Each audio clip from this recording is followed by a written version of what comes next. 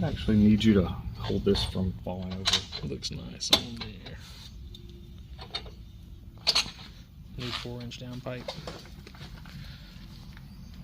For the E30. With all Tycon stainless. Put that shit down. I need you to hold. Oh my god!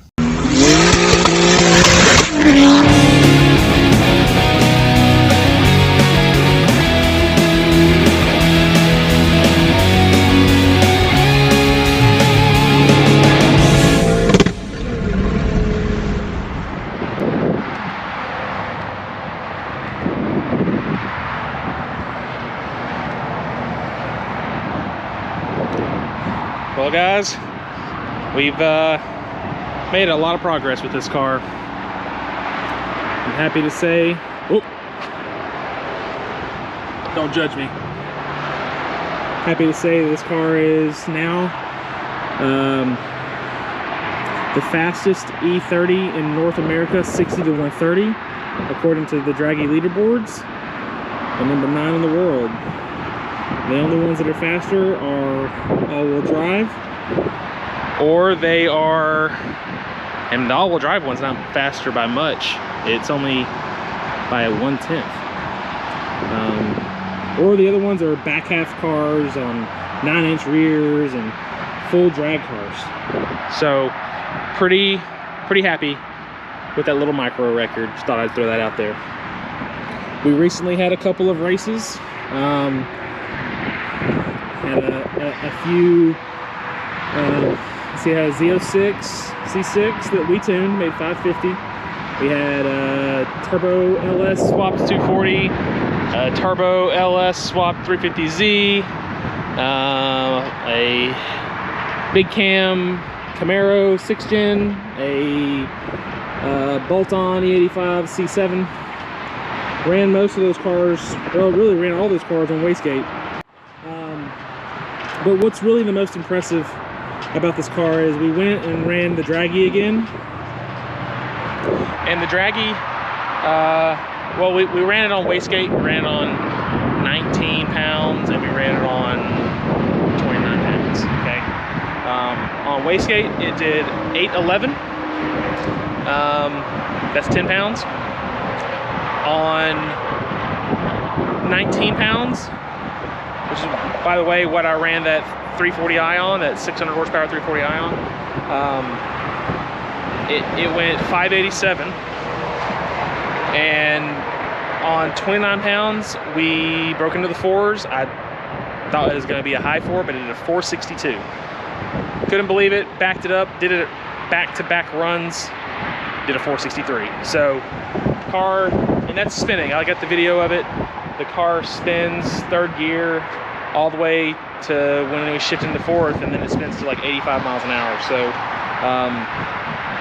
we're nipping on the 450s. Like I said, the all-wheel drive one, it's actually an all-wheel drive E30 with a built-in 50, 64, 66. He's on 29 PSI, and it's a DCT car, but it's all-wheel drive. And he did a 452. That's Nis Jarnett. So we're closing in on his doors. Turn the boost up a little bit just to see if I could break out into the 450s, and it actually didn't go any faster. So immediately I said, okay, well, maybe I've got a back pressure problem, and that's what I think I'm dealing with. Let me explain why.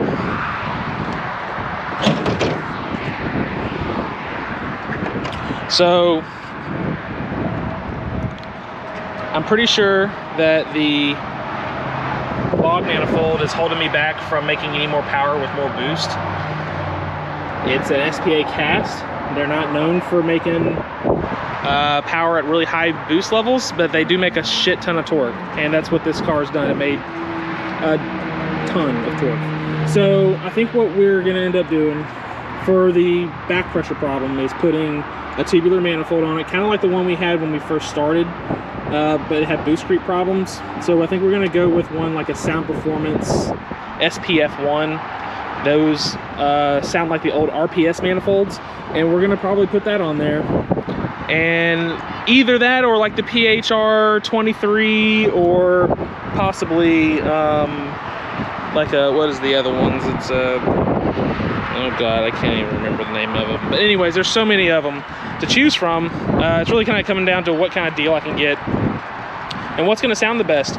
The other problem that we're having, and I kind of had a feeling it was going to do this, at about 6,500 RPMs, the power starts to drop off. You'll see the curve go up, and at 6,500 RPMs, it'll just kind of start to go down. Well, that's, you know, I shift and I'm at about 6,000 RPMs. So right after I shift, the power's dropping. I need the power to continue to go up. So I think if we swap out this intake manifold for a front-facing manifold like a deep motor or MCC Loyalty or any of those just large plenum short runner manifolds, I think we'll gain our top end back. Now that might help me in one of two ways. More power after the shift all the way to redline, and a little less torque down low, which would help keep me from spinning. So I think we're going to try it. We're going to put one of those manifolds on here. It's got a 90mm throttle body. We're going to have to redo the piping. It's going to be like right here, so we'll have to completely redo all that. So the goal is to make more power after 6,500, and instead of the curve falling down and losing power, the curve will either go straight or it'll continue going up. So we'll probably gain back, we'll just get back, 40 horsepower or so, and then we may continue to make power up top, which would put us, maybe in another 20 horsepower. I don't know. Then with the combined exhaust manifold, I'll get that iconic Jay-Z sound back, and we'll be able to run a little bit more boost and make a little bit more power. Okay. I might actually need you to hold this from falling over. It looks nice on there. New 4-inch downpipe for the E30. With all Tycon stainless. Put that shit down. I need your. Oh my god! Well, that's different. It's because we are upgrading to the PHR. I can barely see it. Let me see. PHR S23. That is an equal length runner. Looks like all the elbows are cast. Yeah, there we go. PHR. And Justin's going to town on the downpipe, 4-inch downpipe for it. We're upgrading from the old 3.5-inch downpipe, little bitty guy, and this SPA cast log manifold, which did good. Made 770 horsepower out of that thing, but I'm lacking the sound that I really wanted, and this equal length manifold will give me that sound back. This collector is all billet. If you can see all the machining work on it, it's all billet. We got twin wastegates. I bought a new 46mm precision because this is a Gen 2. This is an old one, so we wanted them to match. And of course, the anodization on this one changed, which these will both end up orange eventually, but that's fine. Not worried about it. But we're really excited about this manifold because of the sound changes and the fact that it's not going to have any back pressure like the old one did. The back pressure now will be limited to the housing, 1.0 housing on it, which we're not going to change housings. If we do anything, we'll go up to the new turbo 6670 or 6870 next gen, either one of those two. We do have to change the water outlet on this. The original water outlet kind of sat, how did it sit? I don't know, kind of set like that, I think. Now it's going to be straight down. We had to use the PHR adapter, which is right here. Just kind of goes on there and then repositions the neck. So we'll stick that on there. Got to make a slight modification to the radiator hose. Not a big deal, but as you can see, it does fit. We are eventually going to do a 90 here and then run another 90 here. So Justin will weld a 90-degree aluminum pipe and then another 90-degree aluminum pipe, and we'll run a really sharp radius radiator hose so that this isn't just like in the way, and that should give us just enough clearance to maybe one day put an intake on this thing. We do want to upgrade to an H cover on the new turbo when we go that route, but for right now this works. S cover works. Look at how close this is. I mean, this thing is like, oh my god, it's right there. This manifold was for a 2JZ GTE in an IS300. That's the specifics on this manifold. So if anybody's going to copy this, it is for a JZ GTE in an IS300. Now, one thing to remember, we have very tall motor mounts, okay? You can kind of see down there how tall these are, okay? They're pretty big. If you go any shorter, you're going to kind of wind up running into the frame right here, which you can notch just a little bit and you'd probably still be okay. But just a heads up if anybody's trying to mimic what we did. So PHR sent us this manifold, and it was actually an open valve loop. We wanted it divided, so they've been nice enough to let us test fit this first and then ship it back to them, and they're going to ship it back the next day. They're right over in Texas, they're in Fort Worth, right down the street from us, so it won't take them very long to get it to us, and then we'll finish up the following weekend. But Justin's going to get this downpipe going. We got a Tycon 3 5/8 precision to 4-inch adapter, and then it's just going to be a couple of pie cuts here, and then one long radius 4-inch pipe straight down.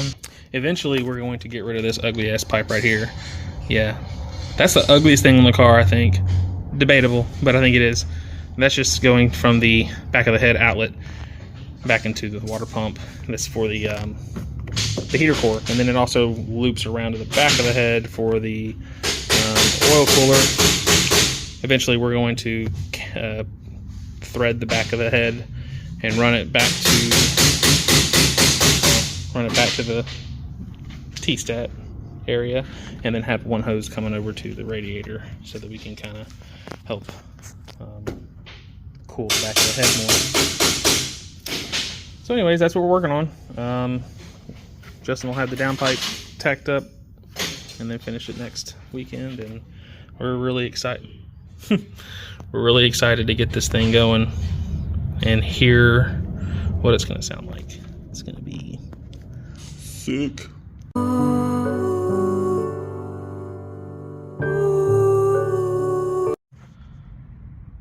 Well, nice. So PHR was nice enough to exchange out the old manifold for us. It was an open volute, and we ordered it divided. There was just some mix-ups, no big deal. They let us fit the downpipe and kind of like fit it on the car, make sure that it fit really well. It gets really close to this pinch weld, but it clears.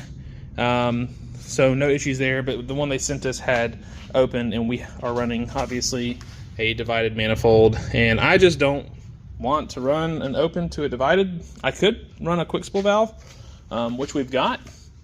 It's actually right there, but this thing's going to spool so fast, I'm not worried about it. And then eventually we're going to go with the next gen turbo, and you know, I'm not worried about spool up to 4,500 RPMs because this car is going to live 55 to 6,000 and up. But yeah, I mean, this thing is nice. It is a work of art. I mean, I wish I could get a little bit better view in here.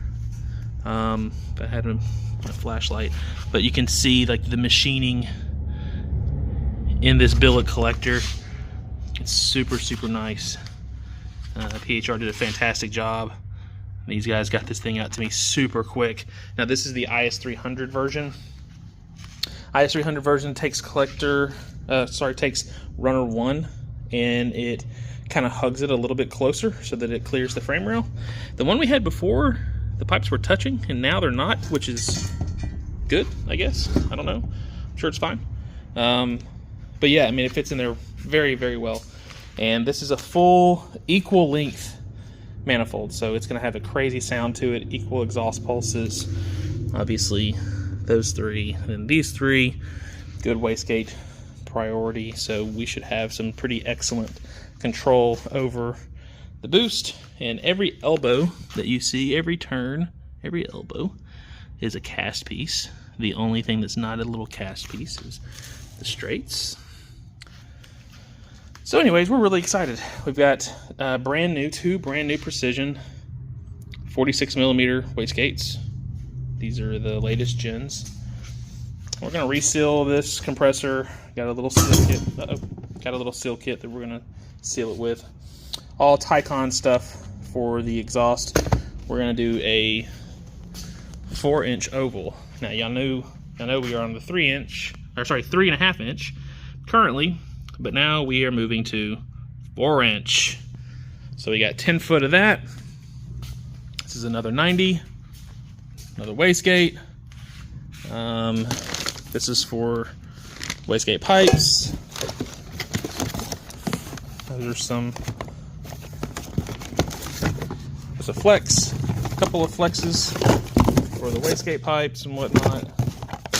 And Justin's gonna finish up welding the downpipe. We got off to a little late start, but he's gonna finish welding the downpipe up, and then we'll do 4-inch downpipe all the way back to a 4-inch oval. And hopefully this thing sounds crazy. Going from, a log SPA manifold. I mean, look at this. Look at the difference here. Going from this thing that collects all into one, all the exhaust pulses kind of pulsing against each other. Going from that to this just unit of a manifold. So shout out PHR. They really took care of us. I'm about to stick this sucker on here and we're gonna finish the downpipe. Oh yeah, also they gave us this rotator for the water outlet, the water neck. Before, this came 90 up, and then that 90 went over. I think, yeah, it went up, and then 90'd over. So all we had to do, since this is going down, was just 90 that, and then flip that around and 90 it up, and it worked out perfect. I had to make absolutely zero modifications to make that thing work. It just works. So anyways, had to throw that in there too. All right, got the gaskets on. New ones, I don't want no leaks, but there is a little bit of a problem with these hardware in there. It barely clears this. It actually doesn't, it just hits it. So because the manifold has to go like that and then straight, so I've got to actually beat this part in just a little bit just to get it out the way. So I'm gonna take care of that and then get that manifold on there.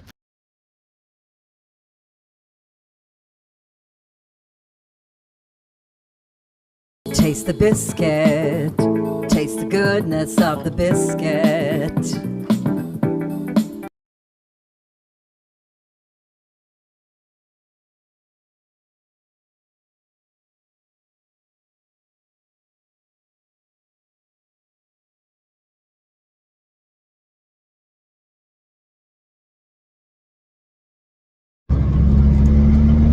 Got that new boost loading Supra sound.